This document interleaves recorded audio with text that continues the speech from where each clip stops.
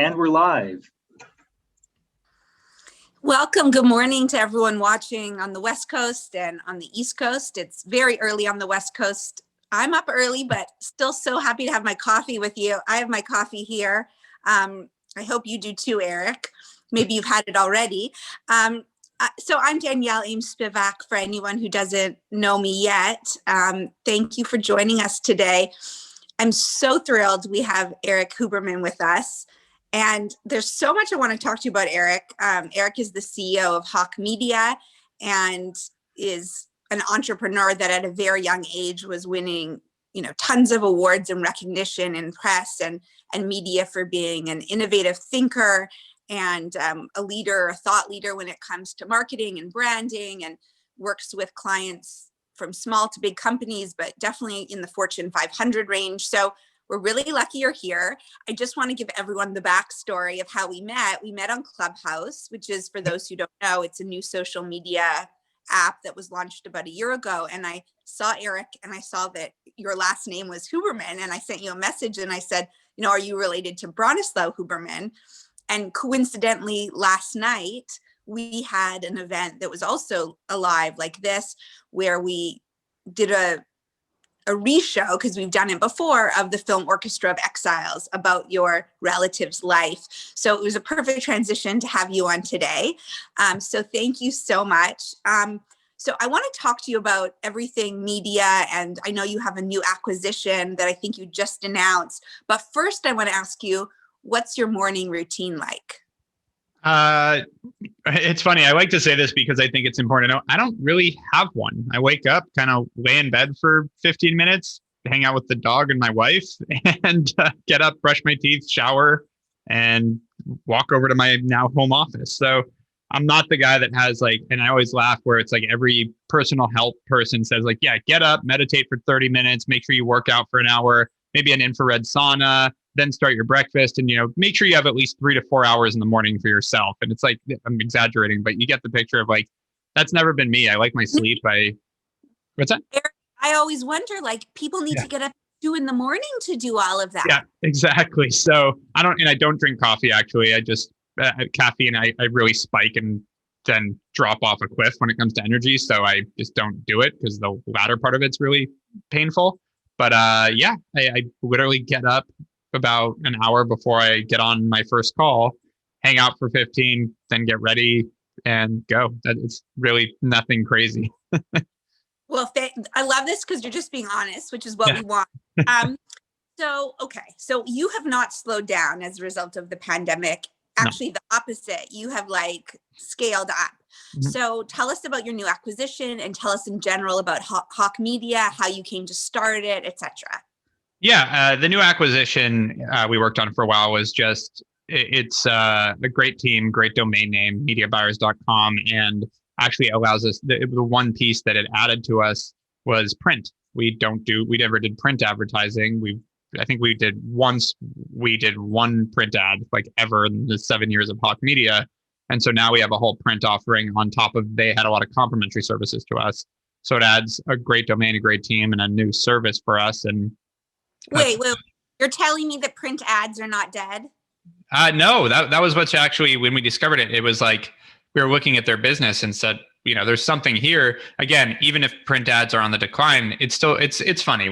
The headlines in marketing are always ridiculous, where it's this marketing's dead. This is dead. Email marketing's dead. It's everybody wants to be the one to call it. And there's no accountability when you don't call it right. So you see this with a lot of industries or anything where people are going to go out and say something ridiculous. I watch my friends Bitcoin's going to be 100 grand by the end of 2020. It wasn't, but nobody's calling those people out and being nice prediction. That. And so it rewards people that just make these grandiose claims. So things like print is dead. Print declined? Absolutely. Is it dead? I don't know. I still sometimes get a magazine. There's still magazines on every shelf in an airport. I have 25 magazine subscriptions. Well, I'm obsessed. One of the best marketing initiatives we had in 2019 was a print ad in an airplane magazine that we partnered with Veridesk on. So it was, you never know what's going to drive it, but yeah, print's not dead. This business is a testament to that. There was a thriving business, and so we went into it. And yeah, the way we do deals, it makes it so that we'll, it's all on the upside. We'll see what happens as we partner up and if we can grow the thing together. That's the idea. So, okay, I want to ask you actually a lot about email marketing, and us at the Israel Philharmonic totally changed our strategy as a result of the pandemic. Obviously, as a performing arts institution, couldn't perform live. Now we're doing so much digital. We tripled our donor base, and we totally widen our audience in 2020. So in some ways it was a very challenging year for us, but in other ways it other opportunities. But before we get into that, how did you even get into marketing? How did you start your company? You were very young when you did it. I think that's quite an interesting story for people. Yeah, and it's actually my 5th company. So I just went right into entrepreneurship. When I was a junior in college, I got asked to help start a storm drain filtering company, which I jumped into just because of the education of it, and helped build and get our first client. And I did all our marketing and sales and even our legal work, because we didn't hire a lawyer. I just stole a contract from an alarm company and made it into our contract. Like, I realized that at a young age at 20, how no one really knew what they were doing. And it's really easy to kind of figure it out along the way. And I think that was like one of the most important lessons in life, is that like, even to this day, I'll work with many billionaires and things like that. And you realize like they stumbled onto something, they worked hard, they were pretty smart, but then timing is a big factor. And so for me, in college, I made fun of marketing majors. And it was like, what's marketing? Drawing pretty pictures and coming up with a cool tagline? Like, what does that even mean? And, and then I started my second company, which was an online music company, and realized like marketing is the lifeblood. Like, operational problems can be solved. Like, they have very logical outcomes of like, this is happening, how do we fix it? So I never had an issue operationally. So I had a music company, then 2 e-commerce fashion companies, and like manufacturing activewear, manufacturing t-shirts, not hard. Figuring out how to ship them, not hard. Figuring out how to get people to buy them, pretty hard, and a constantly moving target. And so that's where I focused, because you kind of tend to, as the owner, to go for the hardest problem, because you can have other people deal with the other stuff. And so I just, through those 3 companies over the course of how many years, like 3.5, 4 years, just focused on marketing. And so by the time I was done, I had built and sold 2 e-commerce companies. I had figured out digital marketing. And that was when sort of the e-commerce revolution happened, and everybody started to figure out that e-commerce was here to stay, and it was something people needed to look at. And so a lot of major brands started asking me how to do this stuff, started advising and consulting for them, as well as a lot of startups, and just realized like how impossible it was to find decent marketers to either hire in-house or decent agencies. There's 25,000 agencies in the US. 99% of them have no idea what they're doing. So, because there's no barrier to saying I have an agency. So just saw that it was a really rough landscape, and I just decided to, originally no intent of building something big, hire my own little SWAT team to help the companies I was advising for, and then immediately realized that it was a much bigger problem than I thought it was. It wasn't just like a personal frustration, it was like an industry-wide problem. And so just started growing, and that was the nascence of Hawk Media. And now you have how many employees? I know it's a lot. Yeah, it's a little over 200.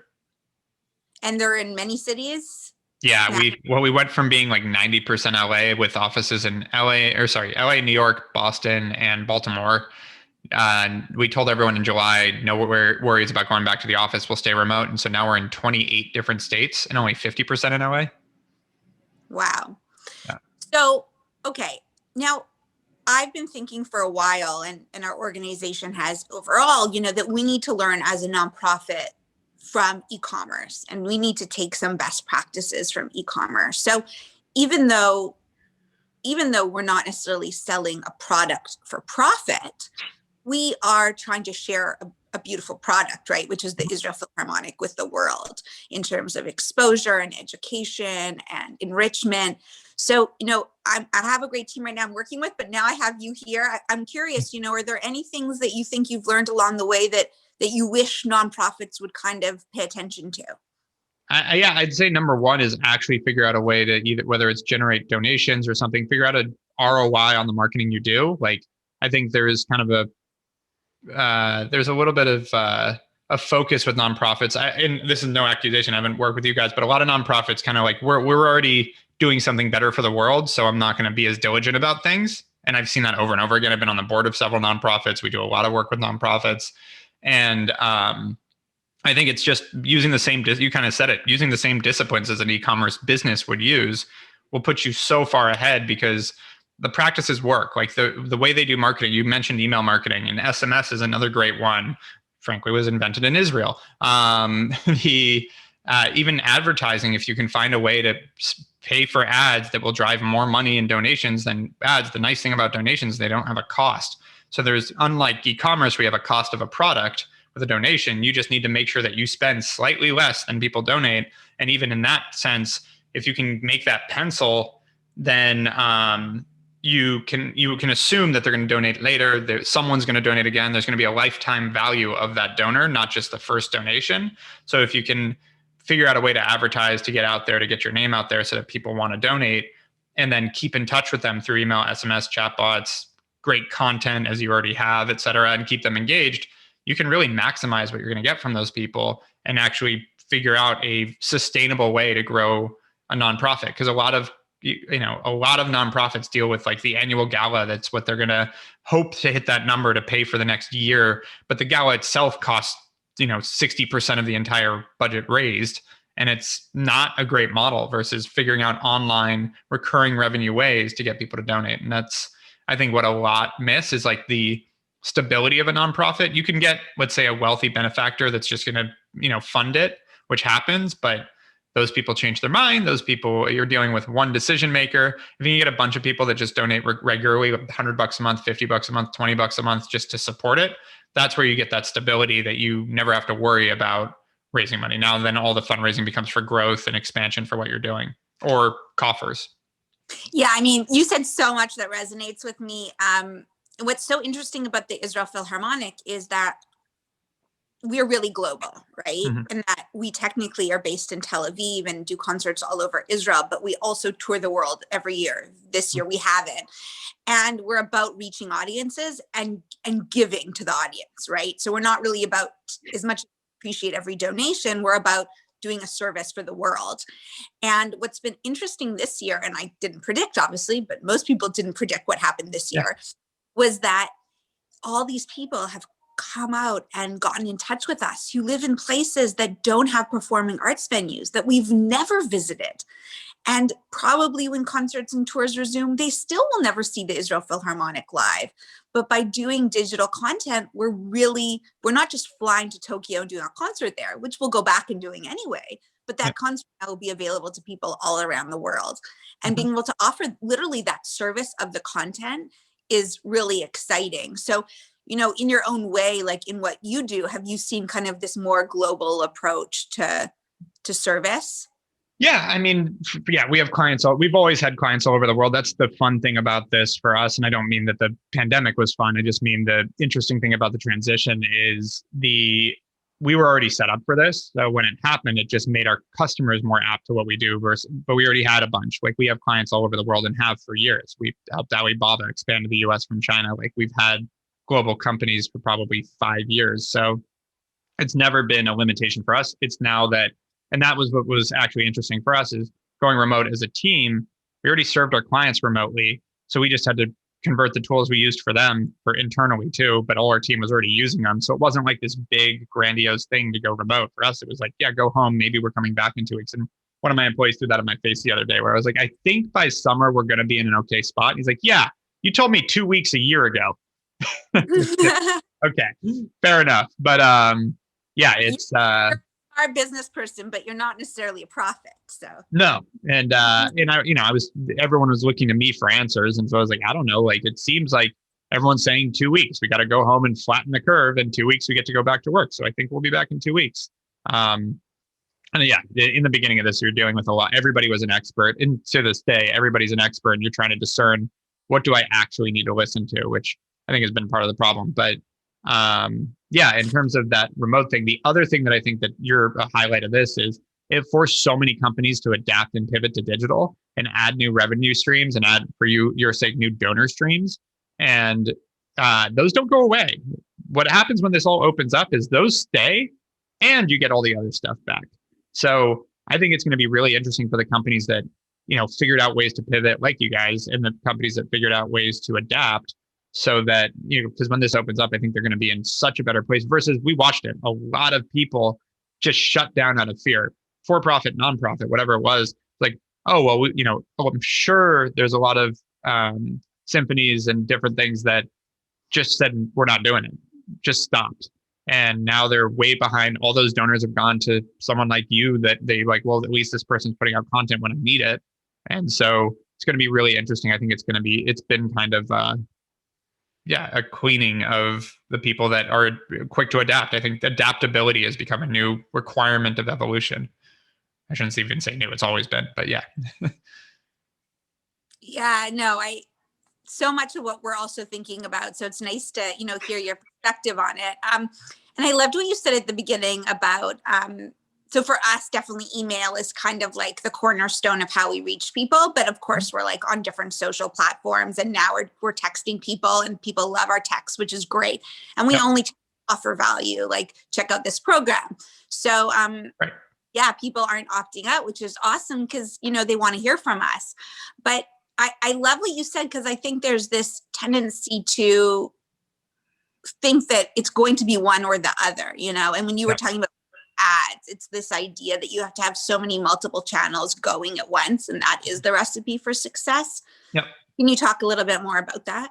Yeah, it's like a stock portfolio. Like different people are going to respond differently. Different things are going to work at different times, and so you want to be running as, it depends also. Like you don't want to go too light. It'd be like buying one share of 50 different companies. Like you don't want to do that, but you do want to have it be diversified with the way that you're doing your marketing, because different thing. I mean, again, it's like you want to diversify your business model. If your entire marketing strategy were billboards pre-pandemic, you're going to be in trouble, and vice versa. At some point in our future, there will probably be a day where the internet dies for a day or two. Like something's going to happen. Like I feel like that's kind of an inevitable. And I'm not being a conspiracy theorist. I'm just saying like it's based on electricity. If something happens and we lose power for a day or whatever happens, like there's a good chance at some point in our lifetime that happens. Then if all of your marketing is on Facebook and Google, you're also in trouble. Like it's like there's just. And then if Google changes their algorithm, or Facebook changes their algorithm, or email marketing, a good example is Google Gmail, which is the highest concentrated of email addresses, changes their algorithm so that they put your promotional emails in a different box now. If your whole strategy is email, you're going to hurt. Like that's going to affect you pretty drastically versus affecting you a little bit, but you have all these other things going on. So. Okay, so I love this conversation on the marketing front, and maybe we'll go back in a bit, but tell me a bit, whatever you're willing to share about your family, what you do know about your relationship, perhaps with Bronislaw Huberman, just for watching who doesn't know. Bronislaw Huberman died in 1947, and he was a very famous, highly regarded musician in Europe in the 20s and 30s, and then founded the Palestine Symphony Orchestra in 1936. He saved the lives of, actually, I learned last night, it was actually way over 1,000 people, because he saved lives of people to bring them even after the orchestra was founded in 1936. And so he's an incredible role model for all of us, and really hero. His story wasn't told as much as, Oscar Schindler's, but he did similar work where he literally, saved the lives of so many people. So, what do you know about your family connection or the relationship? Yeah, he's a distant uncle is the best I can put it. Like, we are related, but I think it's, I actually got the lineage a while ago, but it was the, cousin of my great grandfather, like the second cousin, that kind of thing. It's not very close, but we are related, and it came up. And it comes up a lot. Like when I meet a random Huberman, it's always like, are you related to Bronislaw? Yep. Dr. Andrew Huberman, who's a neurobiologist at Stanford.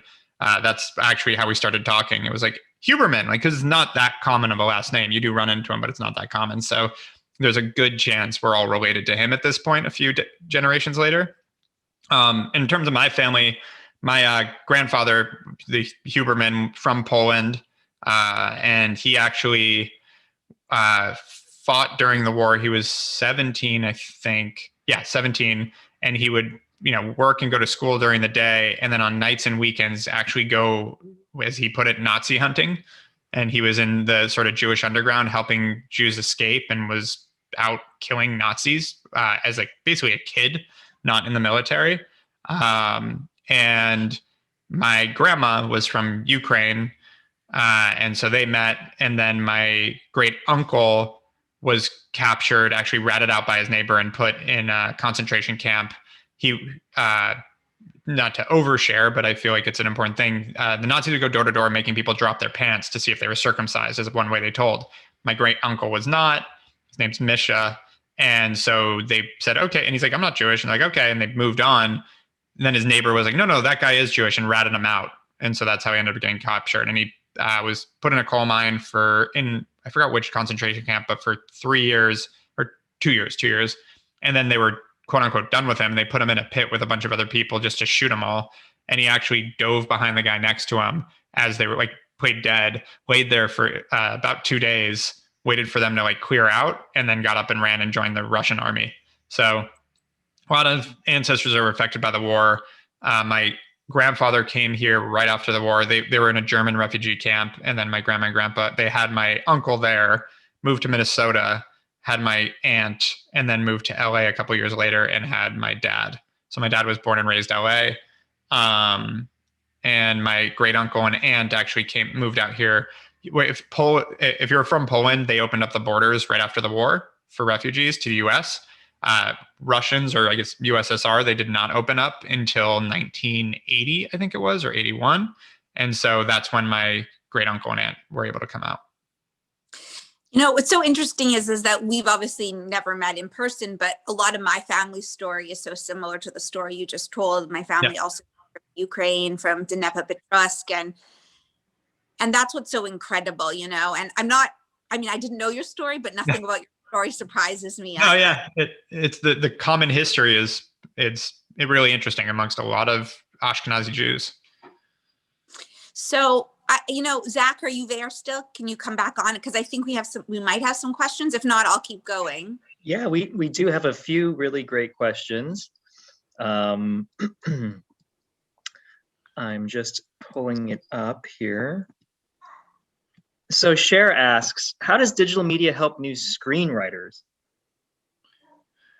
Digital media help new screenwriters. Well, one is their distribution of movies and TV shows has skyrocketed. So there's a lot more of a demand for screenwriters because you could be writing something for one of the new digital platforms, whether it's Netflix or Hulu, et cetera. That's opened up huge opportunities for screenwriters.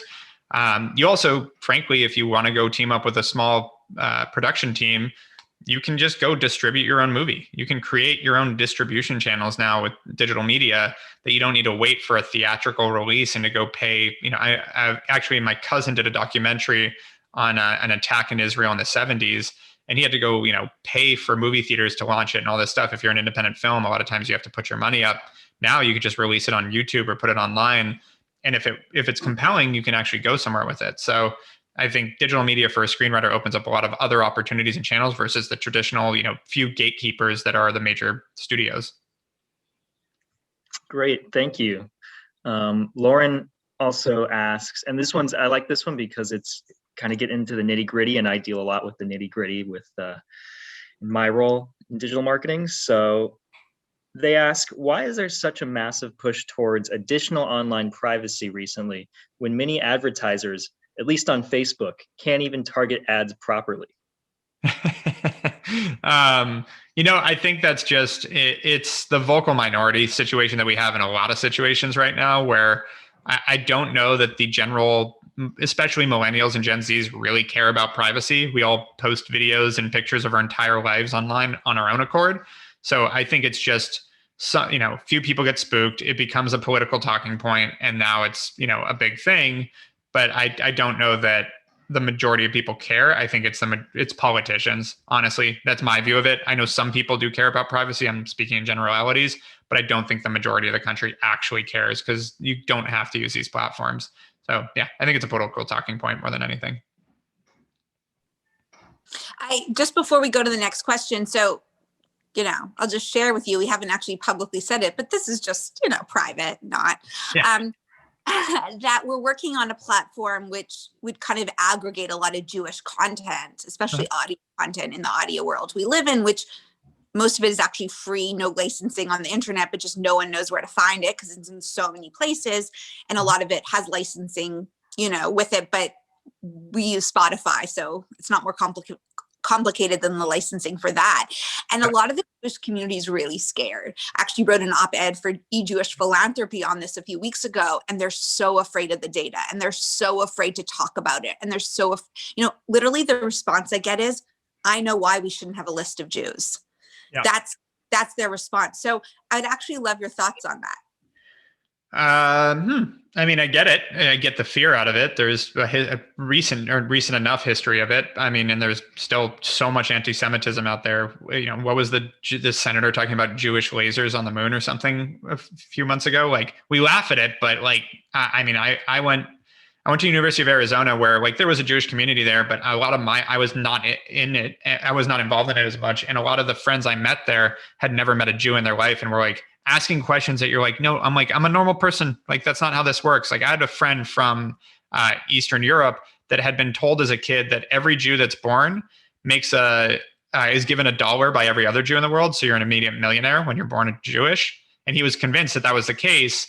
And I was trying to explain to him that would be the worst, that this is why he's not Jewish and this is why Jews succeed. We would understand that the back end of that means I'm paying $1 to every other Jew's born and I'd be a very broke person very quickly. So wouldn't be the best deal. But anyways, like the amount of ignorance out there around Jews is real, still hasn't changed in that sense. And I think that there is a validity there, but I also am kind of an eternal optimist and not someone that lives in fear, that I'm like, I'm going to do it anyways. And let's hope that an aggregation of a list of Jews isn't actually a problem. And I think that's also an exaggeration of what you're trying to do. You're trying to curate a bunch of audio, not literally publish a list of Jews and their addresses of where to find them.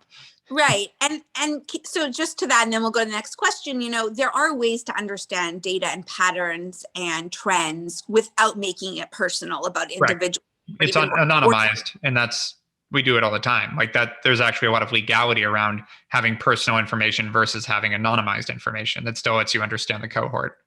You might need to be on my advisory committee. Yeah. But okay, so Zach, let's go to the next one. The chat is looking a little dry right now. So if you have another one, Danielle? I do, but it's also 8:28 and I want to be respectful of your time. I know you had to stop at 8:30. Yeah, I'm good for a few minutes. It's fine. Okay, great. So can we talk about Clubhouse then for a few minutes? Sure. Okay, so you're obviously a very busy person. So am I. People always say to me, and actually I'm writing something on this that's going to come out soon. How do you have time for Clubhouse? So I'm sure people ask you that too. And for me, I often have it on like it's talk radio while I'm doing other work. Exactly.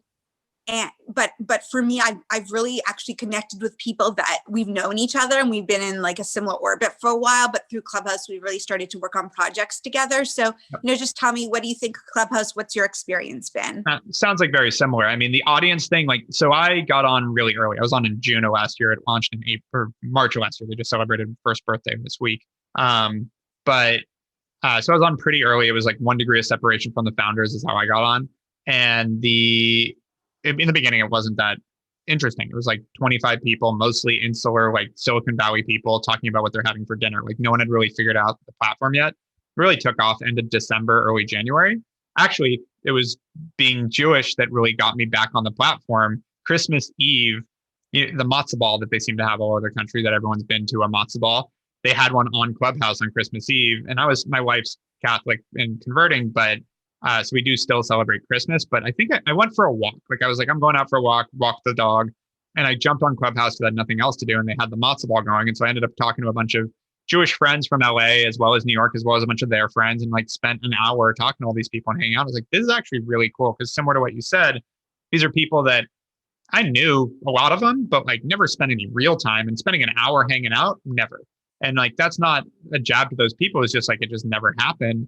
And so since then, the past couple of months, similar to what you said, it's a lot of people that I kind of knew or had met, or maybe didn't even know, but we knew of each other, that I've been able to actually connect with, which given the pandemic hasn't really been an option in other ways. So I've actually built out my network quite a bit because of Clubhouse. I met some incredible people. And in doing so, I also have spent some time on it, similar to the talk radio thing, et cetera, which because I was on early, there's like a snowball effect with following on it, where it's like once you have, because they recommend people that your friends follow. And so if all of someone's friends follow me, then they get recommended, et cetera. So now organically, I get a couple hundred or more followers every day. I'm I'm like 51, 52,000 now.